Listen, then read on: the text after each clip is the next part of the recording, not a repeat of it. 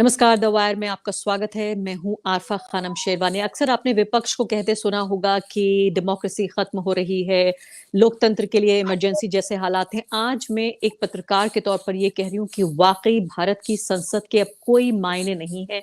एक आदमी का सर्कस बन गया है वो पार्लियामेंट, वो संसद जिसको हमारे राष्ट्र निर्माता ने, हमारे जो नेशन बिल्डर्स थे, जवाहरलाल नेहरू, महात्मा गांधी, सरदार पटेल, इसके अलावा बाबा भीमराव अंबेडकर, वो पूरा जो संविधान है, जो पूरी संसद है, सिर्फ तमाशा बन गया है, सिर्फ एक सर्कस बन गया है। एक मदारी के आगे सिर्फ सब कठपुतलियों की तरह नाच रहे हैं। अब भारत की संसद में आप फिलहाल ये देखिए कि बेशतर जो ऑपोजिशन के सांसद हैं, 142 सांसदों को फिलहाल सस्पेंड कर दिया गया है। 1 घंटे के लिए नहीं, 2 घंटे के लिए नहीं, 1 दिन के लिए नहीं, पूरे के पूरे सेशन के लिए। इसमें ऑपोजिशन के लगातार सांसद हैं सभी। मैं आपको बताऊंगी कुछ ही पलों में, उनके नाम भी गिनना जरूरी है क्योंकि अभी जो फिलहाल हम देख रहे हैं वो एक ऐसी चीज है जो इतिहास बन रहा है। और इतिहास कोई अच्छे मायनों में नहीं, बल्कि लोकतंत्र की जो पूरी इमारत है उसकी एक एक ईंट नहीं, एक साथ एक बड़ी दीवार गिरा दी गई है, या मैं कहूंगी एक साथ बाकायदा खंबे उखाड़ दिए गए हैं। एक इस बात पर कि कहा गया कि भी सरकार की तरफ से ये कहा गया था कि जो पोस्टर बैनर्स हैं, प्लेकार्ड्स, या आप मान लीजिए हिंदी में कहें तो तख्तियां लेकर नहीं आएंगे विपक्ष के सांसद। विपक्ष के सांसद जवाबदेही मांग रहे थे। जो हमारे गृह मंत्री हैं उनसे, आप यहाँ स्क्रीन पे लगातार ये नाम भी देखेंगे उनके, देखिए आप तस्वीरें भी आप यहाँ पर देखते जाइए। वो तमाम ये मेंबर ऑफ पार्लियामेंट्स हैं जिनको बर्खास्त कर दिया गया एक एक करके। इनमें बहुत सारे सांसद आपके ऐसे होंगे, आपके सांसद होंगे, कोई दूसरे दर्शक के होंगे, तीसरे दर्शक के होंगे। ये तमाम वो लोग हैं जिनको आपने चुनकर, आम जनता ने चुनकर अपने प्रतिनिधित्व के तौर पर भारत की संसद में भेजा था कि वो आपके मुद्दे उठाएंगे, आपकी चिंताएं उठाएंगे, आपके लिए इंसाफ लेकर आएंगे, आपकी रोजमर्रा की समस्याओं को संसद में जाकर राष्ट्रीय पटल पर हल करेंगे। ये लोकतंत्र की एक बुनियादी शर्त है।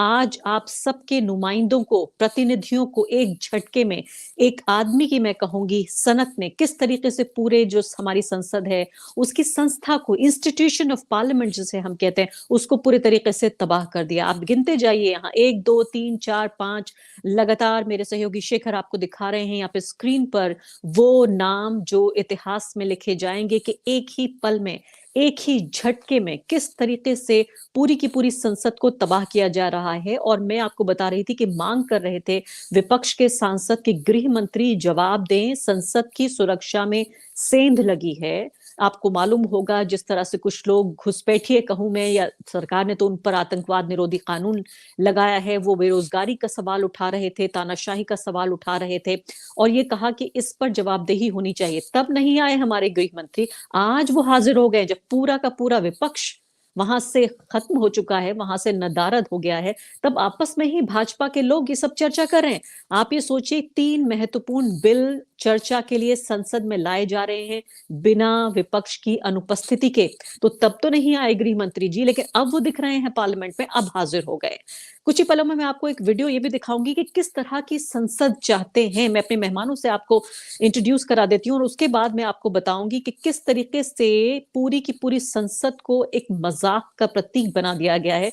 मेरे साथ 2 वरिष्ठ पत्रकार और 2 राजनीतिक विज्ञान के प्रोफेसर जुड़ गए हैं, क्योंकि ये एक ऐसा विषय है, मुझे लगता है पत्रकारों से ज्यादा जो कानून की किताबें हैं, जो राजनीति की किताबें, उनको भी उठाने का वक्त है और उठा के देखने का वक्त है कि आखिर हम कहाँ आ गए। आशुतोष जी मेरे साथ मौजूद हैं, राहुल देव 2 वरिष्ठ पत्रकार, और साथ ही 2 प्रोफेसर हैं पॉलिटिकल साइंस के, मौलाना आजाद नेशनल उर्दू यूनिवर्सिटी हैदराबाद से और अलीगढ़ मुस्लिम यूनिवर्सिटी से मेरे साथ मोहम्मद आफ्ताब आलम हैं और अफरोज आलम साहब है मेरे साथ हैदराबाद से। इन चारों मेहमानों के जरिए हम समझेंगे इसका जो वो पक्ष है जिसे मैं इतिहास से कह रही हूँ, वो पक्ष भी, कि अब आखिर विपक्ष आगे क्या करेगा। फिलहाल वो वीडियो देखिए स्क्रीन पर आप, जिसमें जो बीजेपी की ये सांसद हैं, इनका नाम है कल्पना, उत्तराखंड से सांसद हैं। अभी देखते हैं गुणगान क्या हो रहा है। एक बार जरा शेखर से मैं कहती हूँ उस वीडियो को वो चला दें। No, you are not on your seat. You came up to the well also. Please go. Go to your seat. Bill 2023 Mr. के समर्थन के लिए Pathak, खड़ी go to your हुई seat.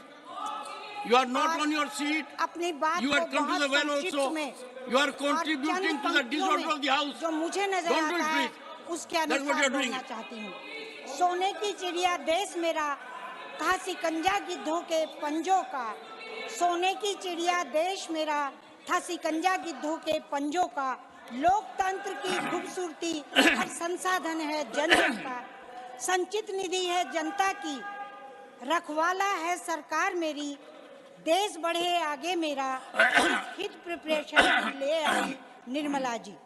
झंझावत झेले हमने, कभी कोविड तो कभी यूक्रेन युद्ध आया। क्या फर्क पड़ा मेरे मोदी को, देश का विकास ले आया। 10वें नंबर की अर्थव्यवस्था, 5वें पर है 8 हैरी। इस बार 3रे नंबर पर ये गारंटी है मोदी की। धन्यवाद है मोदी जी, धन्यवाद है सीतारमण। निर्यात बढ़ रहा भारत का, 43 ट्रिलियन तक ले जाना।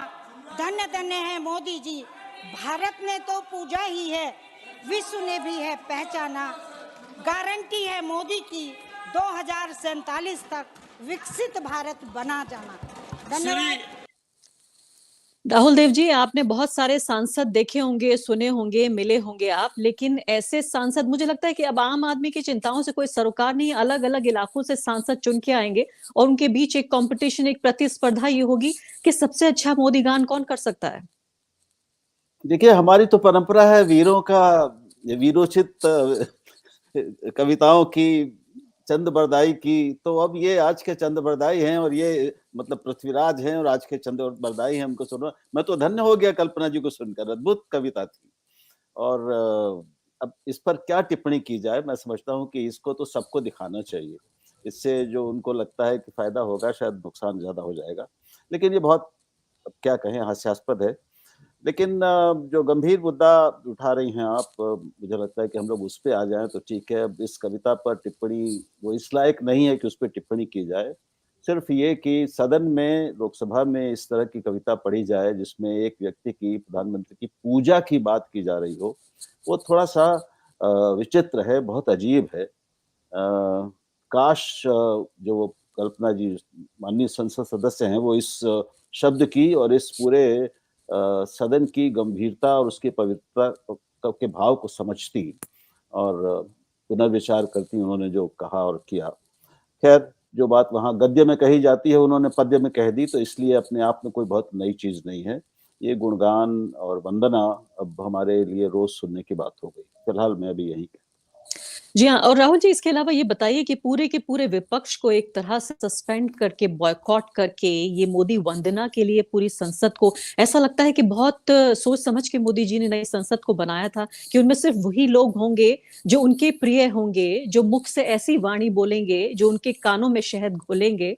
अब ये बताइए कि फिलहाल ऐसे में, जबकि 3 महत्वपूर्ण ऐसे बिल आ रहे हैं जो पूरे के पूरे तरीके से पीनल कोड को चेंज कर देंगे, यानी कि ये सिर्फ सांसदों को नहीं, पूरे भारत के जो 140 करोड़ लोग हैं उनके जीवन को प्रभावित करेंगे, ये तो उससे भी बदतर है। जबकि पूरा जो कृषि कानून पास किया गया था उससे भी ज्यादा बदतर हो गया ये। आज जो हम देख रहे हैं 2 दिन से 3 दिन, आज तीसरा दिन हो गया, ये अभूतपूर्व है। हम सब जानते हैं, ऐतिहासिक है। भारतीय संसद के इतिहास में ऐसा कभी नहीं हुआ। और आज का जो स्कोर है वो 141 सांसदों के निलंबन का है। हमें नहीं मालूम कि ये कहाँ जाके खत्म होगा, क्योंकि अभी 3 दिन और बाकी हैं। तो मुझे नहीं लगता कि विपक्ष भी अपना रुख बदलने वाला है और न ही शायद सरकार अपना रुख बदलने वाली है। तो ये 22 तारीख को जब सत्र खत्म होगा, शीत सत्र, तो कितने सांसद निलंबित हो चुके होंगे ये हम केवल एक अंदाज लगा सकते हैं। लेकिन ये जी जरूर बात पूरी कीजिए। जी, मैं कहूँगा ये काला अध्याय है हमारी संसद के इतिहास का, और ये याद किया जाएगा। मैं केवल एक बात कहूंगा कि सरकार को ये ध्यान रखना चाहिए कि इससे जो संदेश देश और दुनिया में जा रहा है वो क्या है। संदेश ये नहीं जाएगा, लोगों की स्मृति में ये नहीं जाएगा कि ये सांसद जो मांग उठा रहे थे, या जो वो हरकतें कर रहे थे, या वो प्ले कार्ड दिखा रहे थे, वो क्या था। लेकिन लोगों को ये याद रहेगा और ये दर्ज किया जाएगा कि 141 सांसदों को निलंबित किया गया। ये पूरे संसार में संदेश जा रहा है, जा चुका है, और देश में भी जा चुका है।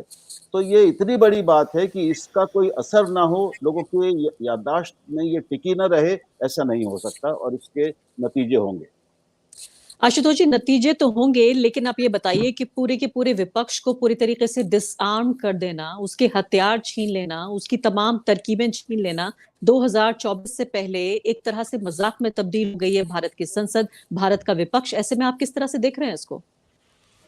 जब राहुल जी बात कर रहे थे तो मुझे 13 सितंबर 2013 को लाल कृष्ण आडवाणी की लिखी हुई चिट्ठी याद आ रही थी, जो उन्होंने लिखा था कि एक व्यक्ति की महत्वाकांक्षाओं को पूरी करने के लिए अटल बिहारी वाजपेयी, श्यामा प्रसाद मुखर्जी, दीनदयाल उपाध्याय के उसूलों को तिलांजलि दी जा रही है। ये जो पिछले 8-10 सालों में जो कुछ हुआ है, ये दरअसल इस बात पर मोहर लगा देता है कि इस देश में इस वक्त जो मौजूदा सरकार है और उनके जो नेता हैं, उनको लोकतंत्र में किसी तरीके की कोई आस्था नहीं है। ये पूरे लोकतंत्र को राजतंत्र में बदल देना चाहते हैं, जहां उपराष्ट्रपति महोदय ये कहेंगे अगर पिछले शताब्दी में अगर महात्मा गांधी महापुरुष थे, तो इस शताब्दी में जो है वो मोदी जी युग पुरुष है। और उन्हीं की तरीके से उपराष्ट्रपति के पद पर बैठे हुए एक दूसरे सज्जन थे जिनका नाम था वेंकैया नायडू, जो कैबिनेट मिनिस्टर भी थे और भारतीय जनता पार्टी के अध्यक्ष भी थे। उन्होंने मोदी जी के अंदर कुछ ईश्वरीय गुण देखे थे। तो जब संविधान के इतने ऊंचे पदों पर बैठे हुए लोग जब इस तरीके की बातें करें, तो देवकांत बरुआ तो खामखा के बदनाम हो गए। हम क्यों उनका नाम लेते हैं बार बार? देवकांत बरुआ ने तो सिर्फ इतना कहा था, Indira is India, India is Indira. अब असल सवाल क्या है? असल सवाल यह है कि इस पूरी जो लोकतांत्रिक परंपरा को बिल्कुल वन पार्टी सिस्टम में कन्वर्ट कर देना, और यही आरएसएस का एजेंडा है। जो लोग इसको नरेंद्र मोदी की बात से जोड़ते हैं, बीजेपी की बात से जोड़ते हैं, मैं उससे बिल्कुल पूरी तरीके से सहमत हूं। यही आरएसएस का एजेंडा है और यही आरएसएस चाहती है। अगर आप उनकी किताब को पढ़ें तो वो साफ तौर पर गोलवलकर एक जगह लिखते हैं, unitary form of the government, जिस एक विधायिका और एक देश। उसका मतलब सिर्फ ये है कि बाकी राजनीतिक दलों की जरूरत नहीं है, बाकी प्रदेश की विधानसभा की जरूरत नहीं, वही कुछ किया जा रहा है। आप देखिए कि जिस तरीके से शिवराज सिंह चौहान को हटाया गया, जिस तरीके से वसुंधरा राजे सिंधिया को हटाया गया, जिस तरीके से रमन सिंह को हटाया गया, ये तीनों वो लोग हैं जिनका भारतीय जनता पार्टी के विकास में एक लंबा योगदान है, लेकिन ह्यूमिलिएट करके उनको हटाया गया। और ये मैसेज बहुत स्पष्ट है भारतीय जनता पार्टी में कि हम जिसको चाहेंगे उसको बनाएंगे, हम जिसको नहीं चाहेंगे उसको। अब वही चीज पूरी की तरीके से संसद में भी होगी कि जो मैं चाहूंगा, जिस तरीके से चाहूंगा, उसी तरीके से संसद को चलना है। और अगर विपक्ष उस रास्ते में आएगा, विपक्ष को भी हम बाहर कर देंगे। मैं राहुल जी के इस बात से बिल्कुल इत्तेफाक नहीं रखता हूं कि ये जो 140 लोग हैं, इससे देश दुनिया में कोई मैसेज जा रहा, इसकी परवाह मौजूदा सरकार को बिल्कुल नहीं है। उनको सिर्फ एक चीज पता है, कैसे चुनाव जीता जाता है, और सिर्फ 5 साल बाद चुनाव जीत लेने का मतलब अगर लोकतंत्र है, तो फिर यह भारत के लिए कोई बहुत सुखद संदेश नहीं है। यह अफसोस की बात है कि विपक्ष इसको उतने बड़े मुद्दे नहीं बना पाता जितना उसको बनाना चाहिए था। अन्यथा 141 सांसद अगर बर्खास्त हो जाए या निलंबित हो जाएं और बाकी विपक्ष के लोग सिर्फ मीटिंग करते रहे, तो फिर ये अच्छी स्थिति नहीं है। जब तक सत्ता पक्ष विपक्ष के बीच में एक हार्मोनियस रिलेशनशिप नहीं होगी, म्यूचुअल रिस्पेक्ट नहीं होगा, तब तक लोकतंत्र चलेगा कैसे? इसलिए लोकतंत्र की बात हम लोग करना कुछ समय के लिए बंद कर दे, जब तक कि स्पष्ट ना हो जाए कि सत्ता पक्ष विपक्ष के बीच में कोई अच्छी समझ है, दोनों के लोकतंत्र में किसी तरीके की आस्था है। आपने अच्छी बात हुई ये भी याद दिला दिया कि विपक्ष की भी कोई मीटिंग हो रही है अभी। आपने ये भी याद दिला दिया कि भाई इंडिया अलायंस के लोग भी मिल रहे हैं और उसका भी कोई मायने है, बजाय इसके कि जो उनकी पहले से तयशुदा मीटिंग थी उसको करने के बजाय अगर कुछ और उन्होंने किया होता। डेरेक ओब्रायन से मैं बातचीत कर रही थी अभी सुबह के वक्त, और मैंने कहा कि आप एक इंटरव्यू देना पसंद करेंगे, तो उन्होंने बताया कि वो टीएमसी के सांसद हैं। उन्होंने बताया कि वो मौन व्रत पर हैं और उन्होंने मौन व्रत की ये तस्वीर, ये वीडियो भी भेजा। मैं चाहती हूँ कि वायर के दर्शक भी ये देखें कि अपने अपने तरीके से विपक्ष के जो लोग हैं वो कोशिश करें अपनी आवाज उठाने की, कभी कभी आवाज निकाल के, कभी आवाज दबा के, कभी खामोश होके, कभी बोल के। उन्होंने ये छोटा सा वीडियो ये भेजा है। उनके कुर्ते पे देखिए लिखा है साइलेंट प्रोटेस्ट, मौन व्रत, और बांग्ला में भी उन्होंने लिखा है। ये उनकी तस्वीर है। उन्होंने कहा कि मैं 23 जनवरी तक मैं नहीं बोलूंगा और तब तक मैं मौन व्रत अपना नहीं तोड़ूंगा। ये उन्होंने प्रण लिया है। जाहिर है इसको लेकर बड़ा कमिटमेंट, डिटर्मिनेशन चाहिए। अब पता नहीं आप जो चारों लोग हैं इस बात को अप्रूव करेंगे या नहीं, कि ये कोई अच्छा तरीका है या नहीं, लेकिन मैं चाहती हूँ कि एक वीडियो देखें, उसके बाद मैं अफरोज साहब और आफ्ताब साहब दोनों की तरफ आती हूँ। वो वीडियो जिसको लेकर पूरे फसाने में जिक्र हो रहा है, इसका नहीं कि 140 से ज्यादा एमपीज को हटा दिया गया, कहा ही जा रहा है कि मजाक उड़ाया गया है, हमारे जो स्पीकर हैं उनका, जो हमारे जो उपराष्ट्रपति हैं उनका, ये वीडियो देख लेते हैं कि आखिर मजाक क्या उड़ा है।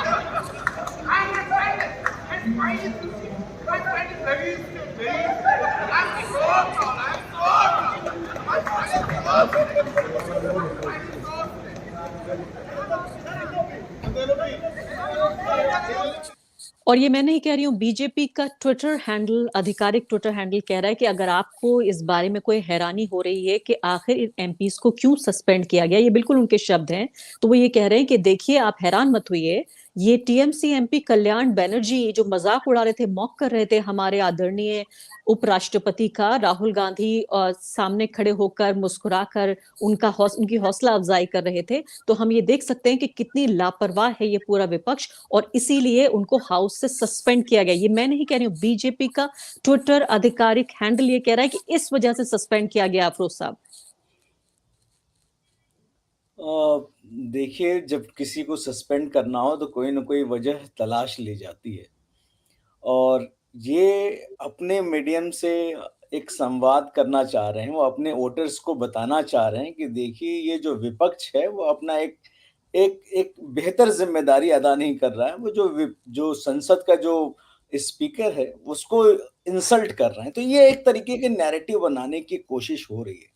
किसी भी जनतंत्र में वाद विवाद और संवाद का एक अपना एक पहलू होता है, और पार्लियामेंट उससे एक प्लेटफॉर्म देता है जहां पर दोनों तरफ के सांसद अपनी अपनी बात कहते हैं, और वह बात अपनी कॉन्स्टिट्यूएंसी को रिप्रेजेंट कर रहे होते हैं। तो उनको सवाल पूछना, उनको जांचना, वो अपने किसी मुद्दे पर जो है संसद का ध्यान ले आना, ये तो काफी प्रक्रिया और जमाने से चली आ रही है। और ऐसा नहीं था कि ये जो अभी इस वक्त जो राजनीतिक संस्कृति, हमें नई तरह की संस्कृति समझ में आ रही है कि ऐसा है कि इनकी जुबान छीन ली जाए। जब संवाद के लिए आप अपनी पक्ष को रखने का मौका ही नहीं होगा, तो आपकी बात आपको अपने लोगों तक नहीं पहुंचेगी जिनकी आप प्रतिनिधित्व कर रहे हैं आप पार्लियामेंट में। तो ये एक चीज गैर जिम्मेदाराना थी कि एक जो बाहर, जो संसद के बाहर में एक किसी का कोई एक बॉडी लैंग्वेज है, आप उसे कोट करके बताएं कि पार्लियामेंट के अंदर उन्होंने वो चीज की होगी। तो एक कुछ ज्यादा ही एजम्पशंस क्रिएट करने की बात है, और एक तरीके का एक अदरिज्म है जो लोगों को देने की कोशिश की जा रही है। लेकिन भारतीय जनतंत्र में इस तरह की घटनाएं अच्छी नहीं है। ये भारतीय जनतंत्र को गौरवान्वित नहीं कर रही हैं। इनफैक्ट ये एक काला धब्बा, जैसे मैं अभी कह रहा हूं कि राहुल देव जी कह रहे थे, ये काफी अहम बात है कि किसी भी जनतंत्र में वहां के प्रतिनिधियों को बोलने का मौका छीन लिया जाए तो फिर जनतंत्र में बचा क्या? ये कुछ भी नहीं बचा। तो आप ये देखें, ऐसा नहीं है कि कोई पहली बार हो रहा है ये सस्पेंशन, हमेशा से होता रहा है, हर सरकारों ने किया है। लेकिन इतना ब्लाटेंट होकर के, और इस बात को भी सोचा जाए कि किसी भी तरह का कोई डर ना हो कि अगर हम इनको पूरी विपक्ष को भी सस्पेंड कर दें तो इसका हमारे ऊपर कोई राजनीतिक परिणाम नहीं होगा। ये अपने आप में किसी भी जनतांत्रिक व्यवस्था के लिए खतरे की घंटी है कि आप ये देखें कि एग्जीक्यूटिव का इस तरह का दखल हो संसदीय प्रक्रिया में कि एक सरकार के ऊपर प्रश्न हो रहा है और विपक्ष सरकार को जिम्मेदार बनाना चाह रही है, उससे एक स्टेटमेंट लेना चाह रही है, और इस प्रक्रिया को साथ ना देते हुए आप कह रहे हैं कि आपको बोलने का हक नहीं है, आपको इस सदन से आपको बाहर जाना चाहिए। ये एक अच्छी संस्कृति को नहीं जन्म दे रहे हैं। इनफैक्ट एक नई व्यवस्था बनती जा रही है जहां पर जो है एक आप ये कहें कि एक आप देखेंगे शुरू से ही कैंपेन है कि जो है विपक्ष मुक्त भारत का एक सपना है देखा जा रहा है, जिसमें देखा जाए कि 67% विपक्ष के दल जो है बाहर हैं। सिर्फ जो है ऑलमोस्ट मुझे जहां तक लग रहा है 37% ही जो विपक्ष की पार्टियां वही सदन के अंदर थी, वो पार्टियां थी जिन्होंने रिवायती तौर से उनका समर्थन किया। तो एक तरीके से ये कहा जाए कि एक ऐसे भारत की कल्पना हो, एक भारतीय जनतंत्र की कल्पना हो जहां पे विपक्ष को अब संवाद करने का मौका ना दिया जाए और उनकी बात ना सुनी जाए। ये एक अच्छा साइन नहीं है भारत के लिए। प्रोफेसर मोहम्मद आफ्ताब आलम साहब, आप पॉलिटिकल साइंस पढ़ते हैं, पढ़ाते हैं छात्रों को, क्या पढ़ाएंगे आप आज के दिन, क्या बताएंगे? क्योंकि सिर्फ किताबें तो वो उठाएंगे आप राजनीतिक विज्ञान की, लेकिन जब वो छात्र ये देख रहे होंगे कि भारत की संसद के भीतर क्या हो रहा है, बाहर क्या हो रहा है, उपराष्ट्रपति की बात पे मुझे ये भी याद आया कि एक उपराष्ट्रपति वो भी थे, उनका आपसे मिलता जुलता नाम है मोहम्मद हामिद अंसारी। उनका आपको याद होगा कि उन्हें एक जासूस बताने से लेकर, उन्हें देशद्रोही बताने से लेकर, उनका चरित्र हनन करने से लेकर, ये वही पॉलिटिकल पार्टी और उसके प्यादे हैं जिसने हामिद अंसारी को शायद सबसे ज्यादा नफरत के काबिल व्यक्ति बना दिया था। और आज सिर्फ उनकी नकल करने पर, वो भी एक दूसरे सांसद के जरिए, इस तरह हंगामा हुआ कि बीजेपी का ट्विटर हैंडल ये कह रहा है कि हम पूरे विपक्ष को बुलडोज कर देंगे। जी, ये जो सस्पेंशन हुआ है, ये इसकी एक खास पृष्ठभूमि है। मैं 3 लेवल पे बात करूंगा, एक पृष्ठभूमि के लेवल पे, एक तथ्यात्मक लेवल पे, और तीसरा विचारधारा लेवल पे। तो आप पृष्ठभूमि देखेंगे कि जो अभी जो इलेक्शंस में जो आशुतोष जी भी उस तरफ इशारा कर रहे थे, और इलेक्शंस के बाद जो उनकी जीत हुई, उसके बाद जो उन्होंने लीडरशिप इम्पोज किया, उसमें जो ये, अगर ये पार्लियामेंट सिक्योरिटी ब्रीच का इशू भी नहीं आता तो किसी दूसरे इशू पे इतना अति साहसिक और यू कैन से इम्बोल्डेंड स्टेप जो है गवर्नमेंट का, ये नजर आता है। ये तो पार्लियामेंट ब्रीच एक इशू आ गया इस पे, लेकिन मैं ये मानता हूं कि ये इशू नहीं भी होता तब भी ये इम्बोल्डेंड सरकार, अति उत्साहित, अति साहसिक जो सरकार हो गई इसके बाद, खासतौर पे 2 जो लोग हैं, मोदी और शाह का जो रिजीम चल रहा है, उसमें ये इस तरह का स्टेप जरूर लेते हैं। दूसरा चीज है तथ्यात्मक। आप तथ्य के लेवल पे देखें, जो सस्पेंशन किया गया है उसमें ऑलमोस्ट 20% और 12% ऑफ द, मतलब 12% of the total strength of the house has got impacted, and 39% of the India alliance MPs have been suspended. Another जो स्टैटिस्टिक्स दिखा रहा है कि 50% of the Rajya Sabha total strength has got depleted. और दूसरे level का आप तथ्य देखेंगे कि जब 2009 से 2014 तक जो टोटल सस्पेंशन थी वो थी 36। फिर 2014 में एक नए युग का उद्भव हुआ जिसको हम लोग बोल रहे हैं मोदी युग, जो 19 तक चला, उसमें 81 सस्पेंशन हुए, और 19 से अभी 23 कंप्लीट भी नहीं हुआ है, 149 सस्पेंशन हो चुके हैं। 191 और इससे पहले जो लार्ज जी 191 यस सर, आज स्टिल नाउ 149। सो आप देखेंगे कि जैसे इससे पहले भी 1989 में सस्पेंशन हुए थे, 63 सस्पेंशन। उस टाइम में that was done on the unruly behaviour by the opposition. वो एक इशू था कि ठक्कर कमीशन की रिपोर्ट आई थी जो कि राजीव गांधी असैसिनेशन से रिलेटेड थी, और उसमें आर.के. धवन को इंडिक्ट किया गया था। उस पे ऑपोजिशन मेंबर्स ने काफी हंगामा किया, उसमें 63 एमपीज को सस्पेंड किया गया था। उसमें एक एमपी बच गए थे, जनता ग्रुप के सैयद शहाबुद्दीन। तो उन्होंने कहा कि जब सारे लोग सस्पेंड हो गए तो मैं यहाँ रह के क्या करूंगा, वो खुद वॉकआउट कर गए। लेकिन आप देखिए उस लोकतंत्र की मजबूती कि नेक्स्ट डे सारे लोगों ने स्पीकर से अपॉलजी मांगी और उनको उनका सस्पेंशन वापस हो गया। लेकिन आज जो है उस अपॉलजी का जो चैनल है वो भी क्लोज्ड है, उस लेवल पे भी नहीं पहुंच सकते। अगर ये पार्लियामेंट सिक्योरिटी ब्रीच का मसला नहीं होता, फिर भी इस तरह की आप देखते हैं, इस तरह के सस्पेंशन हो सकता है, इतने स्केल पे नहीं होते। हाँ, जो लोग स्पीकर के पोडियम पे चढ़े थे, जैसे कि 3 नाम थे, के जय कुमार हैं या विजय वसंता है या अब्दुल खलीक है, वो ठीक है। Out of 141 only 3 legally speaking and ethically speaking, वही 3 डिजर्व करते थे सस्पेंशन के। बाकी लोग तो ऐसे लपेटे गए क्योंकि एक पार्टिकुलर रूल जो इंट्रोड्यूस किया गया 2001 में 374A, जो कि सिर्फ लोकसभा में है, उसके पैरेलल राज्यसभा में वो रूल नहीं आया। रूल 373 बोलता है कि स्पीकर या चेयरमैन जो है वो किसी मेंबर को बोल सकता है कि आप हाउस से विड्रॉ कर दें। अगर उसके बावजूद भी वो नहीं मानता है तो स्पीकर या चेयरमैन बोल सकता है कि ठीक है, नेम हिम और हर। अगर उसके बावजूद भी नहीं होता है तो एक रेजोल्यूशन पास किया जाता है जो कि लोकसभा में अवेलेबल नहीं है। उसमें ये है 374A लाया गया 2001 में, जिसमें स्पीकर को ये पावर है कि अगर नेम भी कर दिया है even without motion, that person can be suspended, that MP can be suspended. लेकिन इसके पैरेलल राज्यसभा में कोई रूल नहीं है। अब मैं विचारधारा की बात करता हूँ, जी, जल्दी से आइडियोलॉजिकल फिर लेवल पे।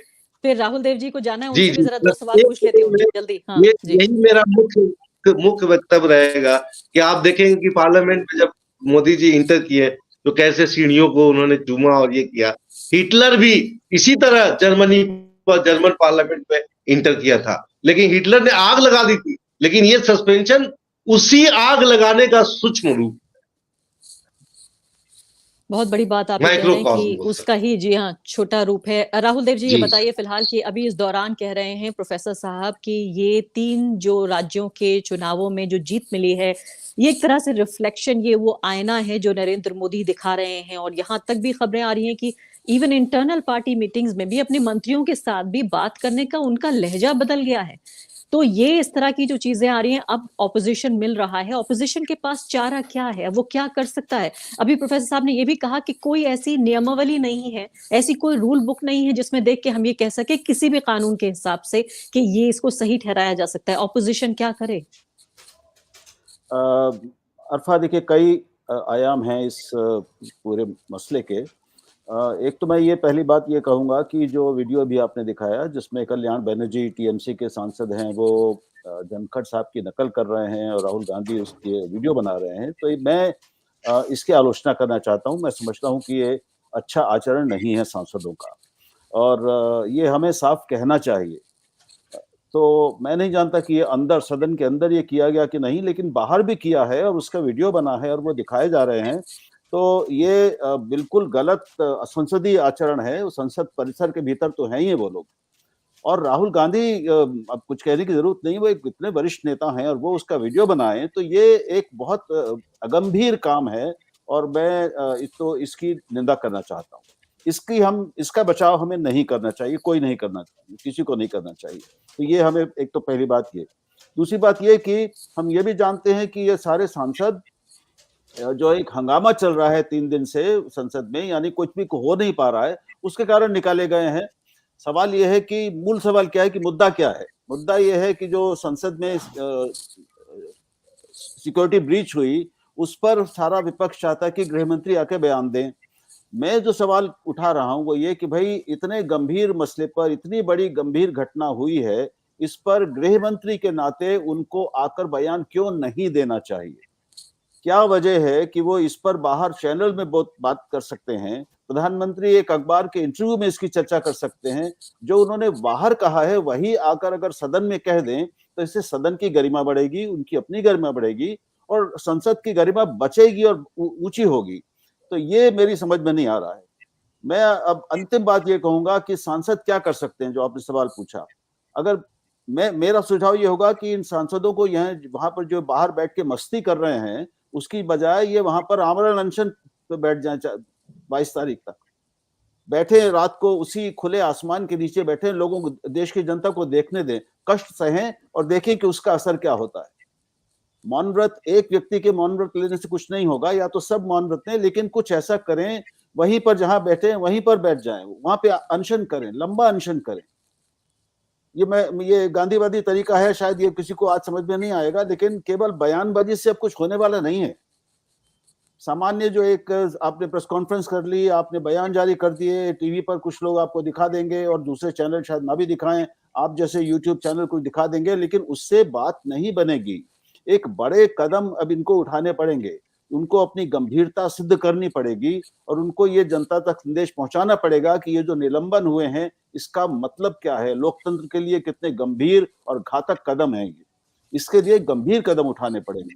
मुझे वो गंभीरता भी दिख नहीं रही है, ये मैं कहना चाहता हूँ। आपको गंभीरता नहीं दिख रही है कि असाधारण जो पॉलिटिक्स हो रही है, राजनीति हो रही है भारत में, उसके लिए विपक्ष को असाधारण तरीके से जो काम करना चाहिए था वो अभी नहीं कर पा रहा है। आशुतोष जी, ये बताइए, बहुत सारी सरकारों को आते जाते आपने देखा है, पार्टियों को बनते बिगड़ते देखा है। अभी जिस तरह से, जी हाँ, शुक्रिया राहुल देव जी, हमारे साथ आप जुड़े रहे इतनी देर तक। मुझे बताइए आशुतोष जी कि आप जिस तरह से देख रहे हैं 2024 से पहले, अभी आपने ही इसी तरफ इशारा किया कि पूरी जीत का एक तरह से आईना, अभी प्रोफेसर साहब भी कह रहे थे, आपने भी कहा कि ये पूरा जो नजर आ रहा है, मैं कहती हूँ कि इसको अगर इंटरनेट की जबान में कहा जाए तो सिर्फ त्रिवेदी बचेगा। एक बहुत मशहूर ये डायलॉग रह गया है। किसी ने कहा, इन्होंने नवाजुद्दीन सिद्दीकी की किसी फिल्म का ये डायलॉग है कि सिर्फ त्रिवेदी बचेगा, तो मुझे लगता है सिर्फ नरेंद्र मोदी बचेगा जैसा कोई डायलॉग है ये। तो ऐसे में अब जो विपक्ष की मीटिंग हो रही है, संसद के बाहर जो हो रहा है, संसद के अंदर जो हो रहा है, इसको आप किस तरीके से देख रहे हैं? अभी सबसे कमजोर एक तरह से अपनी स्थिति में विपक्ष नजर आ रहा है। आरफा, सबसे पहले तो मैं, राहुल जी अगर होते तो शायद और बेहतर तरीके से बात को समझते। मैं राहुल जी की इस बात से पूरी तरीके से असहमत हूं जो उन्होंने कहा है कि यह संसदीय आचरण है।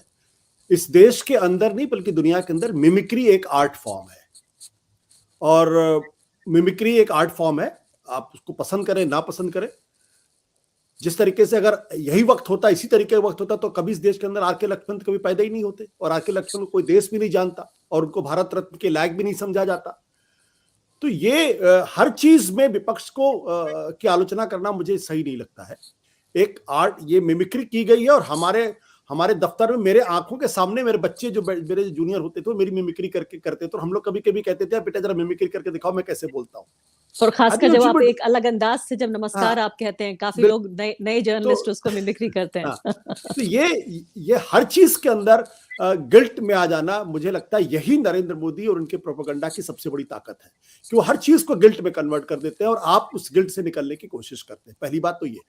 दूसरी बात जो मुझे लगती है कि जो मैंने पहले भी कहा, राजतंत्र में बदलने की जो कोशिश है, भारतीय जनता पार्टी आज की तारीख में एक रोबोट में कन्वर्ट हो गई है, और वो चाहते हैं कि पूरा विपक्ष भी रोबोट बन जाए, कि जितनी प्रोग्रामिंग उनकी की जाए सिर्फ उतना ही वो बोले, उतना ही चले, उतना ही ज्यादा आचरण करे।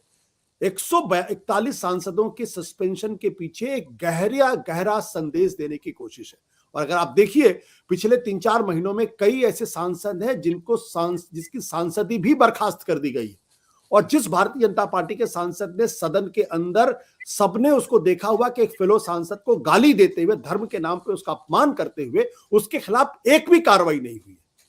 तो ये बिल्कुल स्पष्ट संदेश है, बिल्कुल स्पष्ट। अगर किसी एक आदमी का आचरण असंसदीय था तो वो रमेश बिधूड़ी का आचरण था, और रमेश बिधूड़ी के खिलाफ आज तक कोई कार्रवाई नहीं, उल्टे प्रमोशन दिया गया। आशुतोष जी, एक बात आपको ये भी याद दिलाना चाहती हूँ कि रमेश बिधूड़ी इस वक्त बीजेपी आरएसएस का जो पूरा इकोसिस्टम है उसमें एक सुपरस्टार हैं।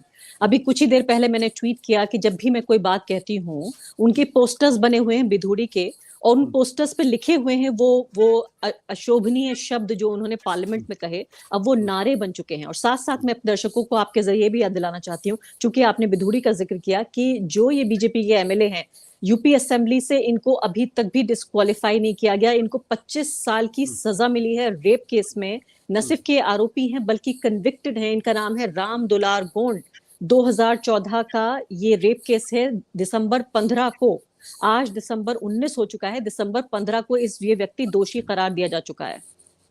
और नाबालिग बच्ची के आरोप के बलात्कार का उनके ऊपर आरोप था। सोचिए अगर ये मामला किसी विपक्ष के किसी विधायक का होता तो क्या होता। तो इसलिए मैं कह रहा हूं कि ये जो एक आज की तारीख में इससे कैसे निपटा जाए, ये अपने आप में विपक्ष को सोचना चाहिए था। लेकिन दुर्भाग्य की बात क्या है कि विपक्ष में एक बहुत बड़ा वर्ग ऐसा है जो इस पूरे मसले की गंभीरता को नहीं समझता। और एक चीज में मैं जरूर बीजेपी की इस राय से सहमत हूं कि जो पॉलिटिक्स जिनको प्लेटर में मिली है, डायनेस्टी जिनको मिली है, जिसकी वजह से वो मेंबर ऑफ पार्लियामेंट या पार्टी के सदस्य बन गए हैं या फिर पार्टी के अध्यक्ष बन गए हैं, उन लोगों की वजह से बड़ा नुकसान हो रहा है। तो मेरा स्पष्ट तौर पर मानना यह है कि नरेंद्र मोदी से लड़ने की जो कोशिश है वो तब तक कामयाब नहीं हो सकती है, या बीजेपी से लड़ने की कोशिश तब तक कामयाब नहीं हो सकती जब तक ये न समझा जाए कि ये आरएसएस की जो विचारधारा है ये उसका प्रोडक्ट है। और जब तक आरएसएस की उस विचारधारा के बरक्स कोई वैकल्पिक रणनीति नहीं बनती है, तब तक विपक्ष उसका सामना नहीं कर पाएगा। आज की तारीख में मेरा अभी भी मानना है कि केंद्र की सरकार सिर्फ 37% वोट पर है। 63% वोट आज भी भारतीय जनता पार्टी को नहीं मिलता है, और 37% वोट में अगर आप 3 या 4% वोट अगर उनका कम कर सके, या अपने 2-3% अगर वोट आप बढ़ा सके, तो निश्चित तौर पर भारतीय जनता पार्टी के लिए 2024 की लड़ाई बहुत मुश्किल होने वाली है। लेकिन जिस तरीके से साइकोलॉजिकल वॉरफेयर अभी से शुरू हो गया कि हम तो 350 सीटें लेकर आ रहे हैं, हमारा तो अगले टर्म में हम 3 ट्रिलियन दुनिया की तीसरी सबसे बड़ी अर्थव्यवस्था बन जाएंगे। कोई उनको ये तो बता दे कि भाई आप ही ने तो कहा था 2022 में किसानों की आय दुगनी हो जाएगी, आप ही ने तो कहा था कि हर खाते 15 लाख रुपए इकट्ठा हो जाएंगे, आप ही ने तो ये कहा था कि हर साल 2 करोड़ रुपए वो देंगे, आप ही ने तो कहा था कि 5 ट्रिलियन इकोनॉमी हम बन जाएंगे 2023-24 तक। ये चीज अगर याद दिलाने में अगर विपक्ष नाकामयाब है तो जरूर विपक्ष की कमजोरियां हैं जिनको दूर करना चाहिए, लेकिन जब तक ये नहीं समझे कि आप एक व्यक्ति से नहीं लड़ रहे हैं, आप उस विचारधारा से लड़ रहे हैं जो विचारधारा पिछले 97 साल से इस देश को एक खास धर्म के अधीन करके एक नेशन में कन्वर्ट करना चाहती है। जी हाँ, आफ्ताब साहब ये बताइए, अब अफरोज साहब, प्रोफेसर अफरोज साहब, आप मुझे बताइए कि जिस तरह से इस पूरे मामले को हम देख रहे हैं, अब यहाँ देखिए विपक्ष के पास जो हथियार हैं वो तो उससे छीने जा रहे हैं, लेकिन जो आम आदमी है, आम आदमी यानी आम वोटर, कहा जाता है कि सब कुछ वापस जनता के दरबार में जाएगा। कई बार जब मैं बाहर जाती हूँ, मैं लोगों से बातचीत करती हूँ, तो पार्लियामेंट्री जो प्रोसीडिंग्स हैं या पार्लियामेंट्री जो सिस्टम है उसको लेकर बहुत आदर नहीं है लोगों के अंदर, क्योंकि बहुत समझ भी नहीं है। अगर कल को ये चाहें कि एक प्रेसिडेंशियल सिस्टम में इस पूरे हमारे लोकतंत्र को, व्यवस्था को तब्दील कर दिया जाए, जिस वन पार्टी सिस्टम की तरफ इशारा कर रहे हैं आशुतोष जी, शुरुआत में उन्होंने कहा है कि जो एक यूनिटरी सिस्टम बनाने की बात कर रहे हैं, तो आपको लगता है कि कोई पब्लिक ऑपोजिशन झेलना भी पड़ेगा क्या?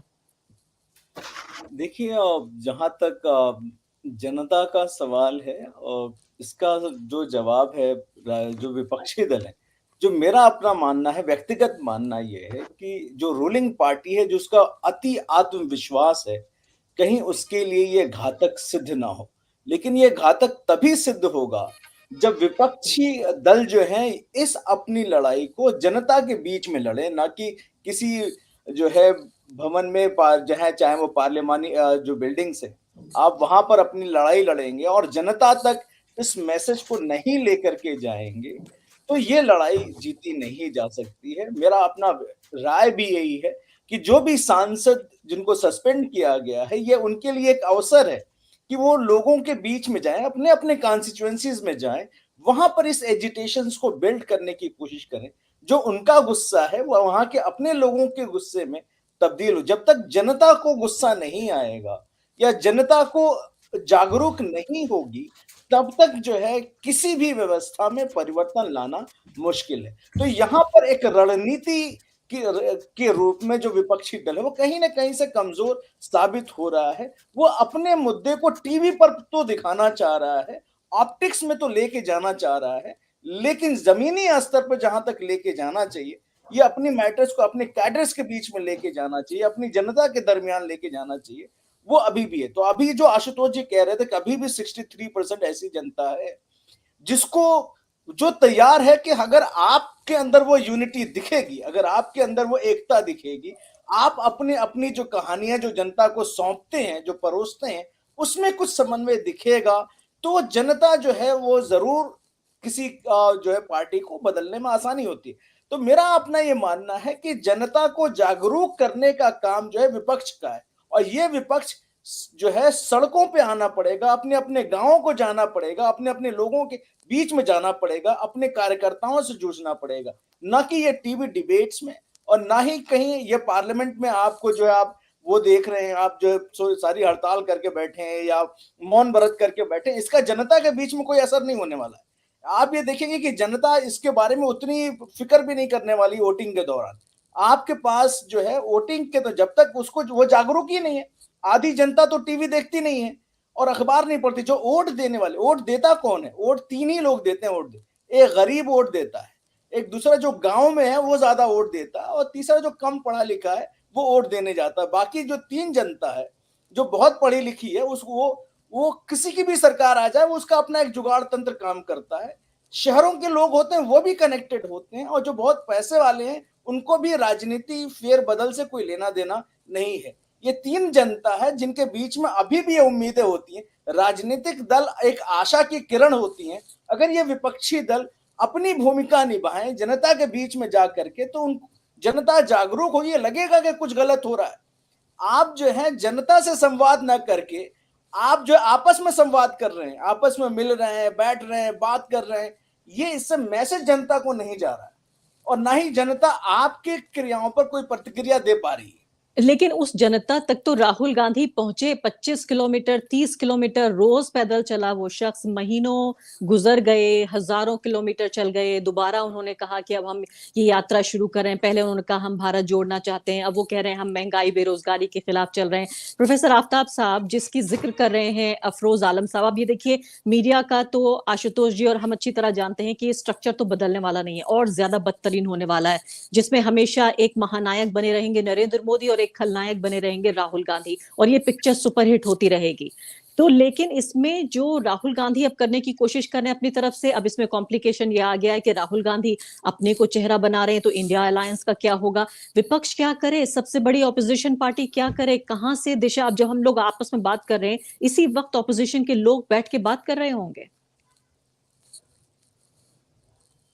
जी, ये अफरोज साहब ने जो बात कही कि 50% जो जनता है वो अखबार नहीं पढ़ती है और उससे उनको पॉलिटिकल नॉलेज नहीं है या कोई ऐसी, मैं बहुत ही थोड़ा हाइटेंड करके ये बात कहना चाहता हूँ कि भारत की हवा में ही राजनीति है, वो बात वहां तक पहुंच जाती है।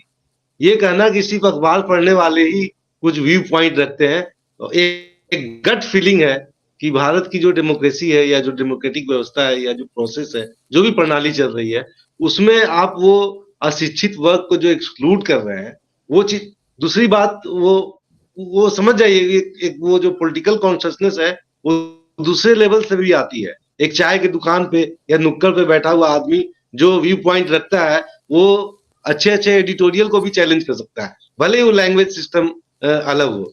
दूसरी बात, जो अलायंस है ये अपोजिशन की, ये मुझे बहुत ही कॉन्ट्राडिक्टरी लगता है, बहुत सस्टेनेबल नहीं। इनका इंटरनल कॉन्ट्रडिक्शंस बहुत सारे स्टेट्स में है, लीडरशिप का कॉन्ट्रडिक्शंस है। मुझे कोई जनता फॉर्मेशन जो हुआ था 75-77 में, उस तरह का चीज मुझे दिखाई नहीं देता है। और दूसरी बात ये कि जो एमपीज का जो मुख्य मुद्दा है, एमपीज के सस्पेंशन को लेके, उसमें आप देखेंगे कि जो इस तरह की चीजें की गई है वो बिना सस्पेंड किए हुए भी उस चीज को पास करा सकते थे, क्योंकि बहुत सारे वाइटल बिल्स आप देखेंगे, ये पूरा लेजिस्लेटिव प्रोसेस का एक तरह का माखौल उड़ाना है कि देखो भाई हम इस तरह से भी कर सकते हैं कि आप कुछ नहीं कर सकते हैं। मतलब यू कैनॉट इवन विम्पर मतलब आप चू भी नहीं कर सकते। ये इस लेवल पे लाना चाहते, जो तानाशाही मेंटालिटी होती है वो पूरी तरह से तोड़ देना चाहते हैं उस चीज को। आप सस्पेंड भी नहीं करते तो वो बिल पास करा सकते थे। जम्मू कश्मीर रिऑर्गेनाइजेशन बिल था, second amendment, union territories bill था, अभी आपका वक्फ बोर्ड बिल आने वाला है, फिर भारतीय न्याय संहिता बिल आने वाला है। ये इस तरह के डिस्कशन, इस तरह के डेमोक्रेटिक डिस्कोर्सेस को बाईपास करके वहां तक हम जाना चाहते हैं। हाँ, एक बहुत अच्छा इंस्टीट्यूशन जो यूनाइटेड किंगडम में डेवलप किया, एक तो आर्किटेक्चर लेवल पे कि आपका जो दर्शक दीर्घा होती है उसको वहां पे उन्होंने ग्लास से पैनल कर दिया है, यानी कि कोई भी उसमें अंदर कूद नहीं सकता है। आप वहां की बात सुन सकते हैं, आप किसी भी तरह की शाउटिंग करें वो उनको डिस्टर्ब नहीं करेगी। तो ये चीज, अगर ये नया पार्लियामेंट भवन जो बना रहे हैं उसमें अगर इस चीज को ध्यान रखते तो इस तरह का अकरेंस नहीं होता। दूसरी बात, वहां पे एक बहुत late, I don't remember the exact year, लेकिन एक इंस्टीट्यूशन खड़ा हुआ जिसको बोलते हैं प्राइम मिनिस्टर क्वेश्चंस। और प्राइम मिनिस्टर क्वेश्चंस में वहां पे होम मिनिस्टर की भी जरूरत नहीं पड़ती, क्या होम मिनिस्टर जवाब दे, मतलब कि सेशन शुरू होगा ही प्राइम मिनिस्टर क्वेश्चन से, जहां पे डायरेक्ट लीडर ऑफ अपोजिशन या लीडर ऑफ जो लार्जेस्ट अपोजिशन ग्रुप है वो डायरेक्ट क्वेश्चन करता है and prime minister is liable to answer. तो ये अगर इंस्टीट्यूशन, भारतीय संसदीय प्रणाली जो है ब्रिटेन की प्रणाली पे है, लेकिन इस तरह की चीजें हम वहां से नहीं ले पाए, नहीं तो आज जिस महफिल से मुंह छिपा रहे हैं उस महफिल में उनको आना पड़ता। Thank you. बहुत शानदार आपने बात कर दी। महफ़िल से मुँह नहीं छिपा रहे हैं, उनके पास इतनी ताकत है कि ऑपोज़िशन को मुँह छिपा के भागना पड़ रहा है। बड़ी अच्छी शानदार आपने बात की। जिस लायबिलिटी का आप ज़िक्र कर रहे हैं, अब तो सिर्फ़ जनता के पास अधिकार नहीं, जनता के पास सिर्फ़ धर्म, जो आरएसएस का एक पूरा कॉन्सेप्ट है कि ड्यूटीज़ आपको निभानी पड़ेंगी, आपके अपने अधिकार नहीं है। आखिरी बात से मैं ख़त्म करना चाहती हूँ, आशुतोष जी, अब ये बताइए कि आगे आपको जो भविष्य की नीति है, वो क्या नज़र आ रही है? अभी तो वैसे कुछ ही दिन बचे हैं पार्लियामेंट के।